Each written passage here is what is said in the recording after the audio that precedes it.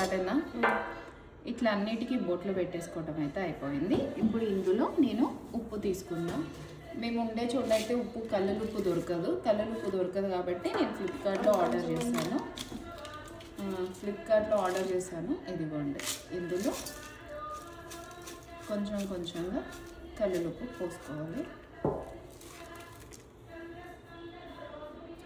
ఇక్కడ పూలు దొరకవు మనకి, పూజకి బంతి పూలు దొరుకుతాయి. మన సైడ్ లెక్క పూలు ఆకులు అన్నీ ఏమి దొరకవు.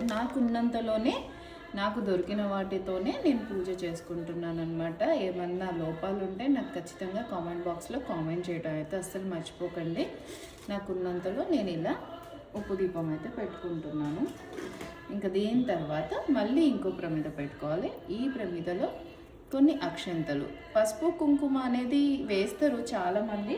కాకపోతే నేనేంటి అంటే ఆల్రెడీ పసుపు కుంకుమే కదా రాసి ఉంది అని నేను పసుపు కుంకుమ వేయలేదు. ఇదిగోండి, ఇలా పెట్టిన తర్వాత మళ్ళీ ఆ ప్రమిదని ఇలా మనం ఇత్తడి ప్లేట్లో పెట్టాలి. ఇత్తడి ప్లేట్లో పెట్టి, నా దగ్గర మా చెట్టుకి పూసిన పువ్వులు అనమాట, ఇది ఒక పువ్వు పెట్టుకుంటున్నాను. తర్వాత ఇది మనం దీపం వెలిగించేది ఈ ప్రమిద పెట్టాలి. డీమార్ట్లోనే తీసుకున్నాను. ఇంకా అదే ఆవు నెయ్యితో ప్రతిసారి వెలిగించిన సారి అయితే నేను ఇదే వెలిగిస్తాను అనమాట.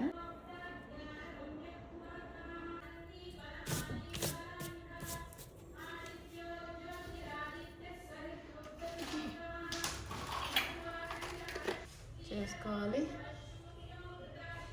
ఇంకా ఇక్కడ ఒక విఘ్నేశ్వరు ఉన్నాడు. ఆ విఘ్నేశ్వరుని మీరైతే గమనించినట్టయితే చూడండి, ఇది మా సార్ వాళ్ళ గార్డెన్లో వచ్చిందనమాట. దాన్ని విఘ్నేశ్వరి రూపంలో వచ్చింది ఆ టమాటాని ఇంకా నేనేం చేశాను అంటే, నిన్న ఒక చిన్న వీడియో తీసి కూడా పెట్టాను. ఎవరైనా చూడని వాళ్ళు ఉంటే చూడండి. వీడియో అయితే తప్పకుండా వీడియో చూసి లైక్ చేయండి, షేర్ చేయండి, సబ్స్క్రైబ్ చేసుకోవడం అస్సలు మర్చిపోకండి.